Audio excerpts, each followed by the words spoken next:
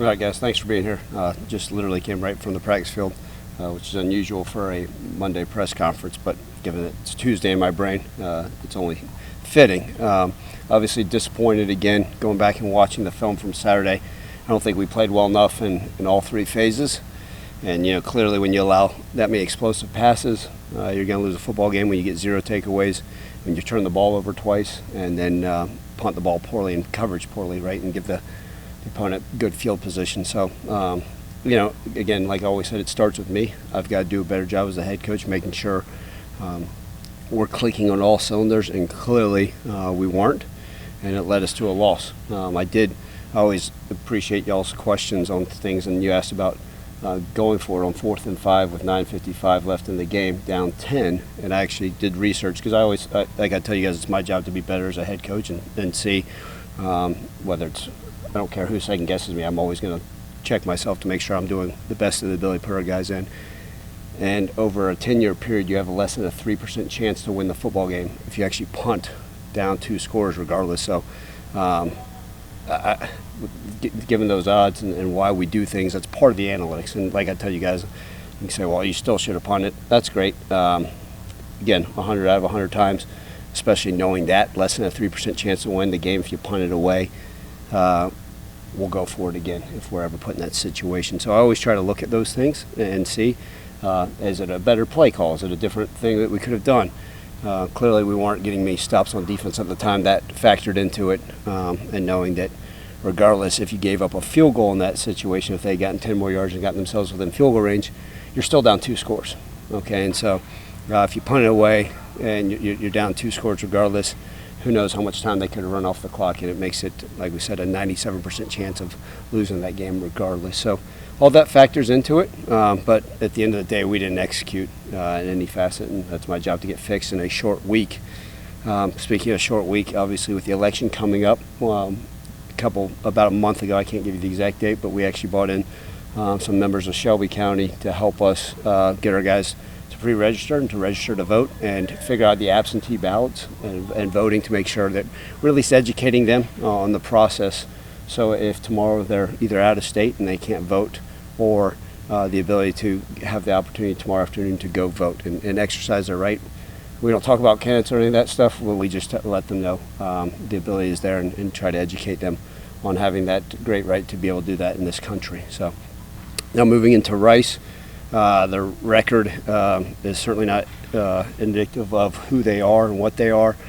If you look at who they've beaten the 2 teams we've lost to in conference. They beat UTSA, all right, and they beat Navy, and they beat Navy soundly. And obviously they had a head coaching change. I was very close friends with the previous head coach, Mike Bloomgren.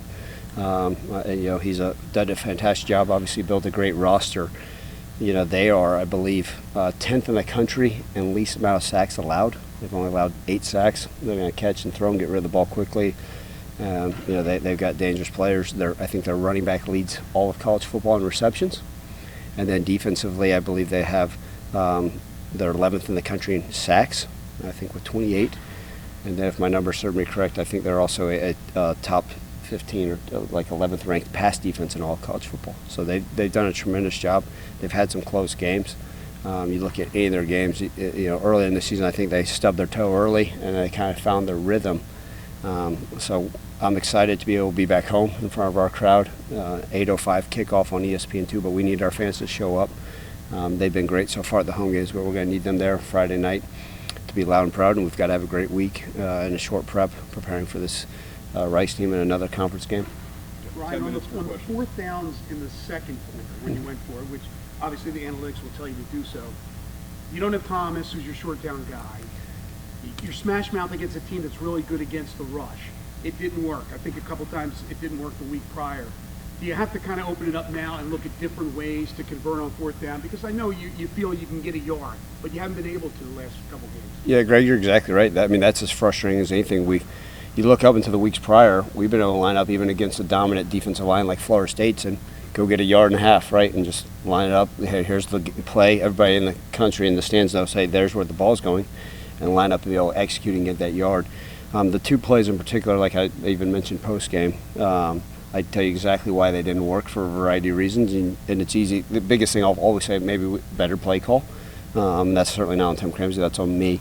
But there's also a lack of execution there, and sometimes you just got to be able to run through somebody. And so without giving away any secrets, right, obviously Rice is going to be listening to this. I don't know, maybe we'll just line up and run the exact same plays and have more confidence that we can actually go out there and get a yard, because I'm pretty stubborn that way. Or maybe we line up in 10 personnel and spread them out and try something different. But that's our job this week, to figure out what's our best option to be able to go get and be more successful than we were these last 2 games in short yardage. You still have the option to check out of that if you come up there and line up and say, oh, we're going to run off the guard, and they're like loaded up there. Does he have the option to check out maybe? Both plays, the numbers were actually very good to have success, and we just didn't execute. It was reality of it. It was a poor block by somebody on one of the plays, and the other one is a play where the guy scraping over the top's the guy. We've got to be able to not let us tackle for no gain, and we weren't successful in either of those. Game's tied at 24 at halftime. I think Mario had 1 carry in the first 4 or 5 carries coming out at halftime. No, the secondary is vulnerable, and you guys want to attack that. Do you feel like you guys maybe abandoned the run too early? No, I mean, as Greg mentioned, we weren't having a ton of success running the football. And some of that, a lot of it's the RPO game too, right? And so that's one of those things. We can sit there, and if we hand the ball off and we're down a hat, and we know it's going to be tackled for no gain or a 1-yard gain, then it calls for a pass option. So I think that was part of it that factored into it. And then when you find yourself down, you got obviously attacking the passing game and do a better job. Ryan, you mentioned post-game that you wanted the team to be pissed off and see what their reaction was. What has their reaction been, and how have they responded to things like this? Yeah, the word gets thrown around all the time in college football and in businesses is the word grit. And I talked to them about yesterday about having an unbreakable perseverance in everything they do. And I want them to understand, we got to learn from that, but we've got to go out and get better. And reality, I think, is just the execution alone. And everybody, I want everybody to feel responsible. Again, I'm 100% putting the blame on myself. But I want everybody in the organization to feel the responsibility of going out there and getting better. And the guys are pissed, but it can't factor into our focus out there at practice. They had good energy. This morning's team meeting, they understood, they were bright-eyed. And even the meetings yesterday. It was a very, very silent plane ride home, and rightfully so, as it should be. If they're not hurting, I don't want them as part of this organization. I don't care if it's the 9th string linebacker, or the janitor, the head football coach, or the starting quarterback. If there wasn't pain, then I don't want you part of this, and you're not truly all in. And I asked them, I said, listen, is everybody still a part of this journey and wanting to push forward and to a T, right? 200 people in this organization. Hell yeah, we're all in. And so, but I told them that we can talk about it all we want, but now we've got to go. It's got to show up on a Tuesday, practice on a Monday. And I thought today was pretty damn spirited. We got to be smart with it because it is a shorter week and they're used to another extra day of recovery. But I was pleased with their attitude and their approach. Now we can't just talk about it. It's got to show up, right? In the pass, the catch, the breaking the tackles, the blocking, right? The getting off blocks, the punting, all those things. It's got to show up and be consistent. But I thought today was a good start to the week. Well, I know I asked you this in post-game, but Seth said not having Demir did kind of change what the defense was doing. Just how much did you see that impact what they were trying to do? And then number two, do you have an update on where he's standing? Yeah, so, Demir, we talked about post-game, and I mentioned to you guys that were there, and the wide receiver tips and reminders every week says, be the spark. And I think Demir was clearly that spark for us offensively that first half. And then obviously the injury occurred. And I think there was a little bit of let's call it what it is, there was the guy that was getting things done and making plays is now hurt. Where we're going to look to. And if you notice in that game, right, Brady Cluse, who had played a little bit of special teams, went in. Keondae Henry, another true freshman, who we hadn't heard from at all, played some special teams. I'll share with you right now, I'm not sure exactly what Demir's status is. We're hopeful that he'll be able to play. But a guy like Marcelo Bussi, with a week before, nobody's asked about him. He's played quite significantly. He's done for the year with an injury. So we're down. Again, no excuses. No excuses at all, but some of those young guys had to step up, and we've got to find different ways to get guys the ball and make plays, and that once a guy goes down, that's the spark. Guess what? 10 other people, or the 11th, the new person in, they all need to step up and raise their play, and certainly we didn't do that for part of the game. I know you have a montage of you showing these guys things that happen around the football world every week, things not to do. Beer celebration, is there a learning lesson in that, or do you label that a freak accident? Yeah, no, there's certainly a learning lesson. I think, like this morning, I showed them the Jets. I hadn't got a chance to show them the Jets wide receiver dropping the ball before the goal line. The 2 weeks prior, we showed the Falcons guy getting the ball punched out right before, and they ruled it. We're always trying to show them different things. We actually showed the Nevada-Colorado State kickoff today, where there's miscommunication on the kickoff return team, and 2 guys ran forward. And so we're constantly trying to educate them on those different things as best we can. I have people, I'm not on social media to hear about all the nice things you guys are saying about me.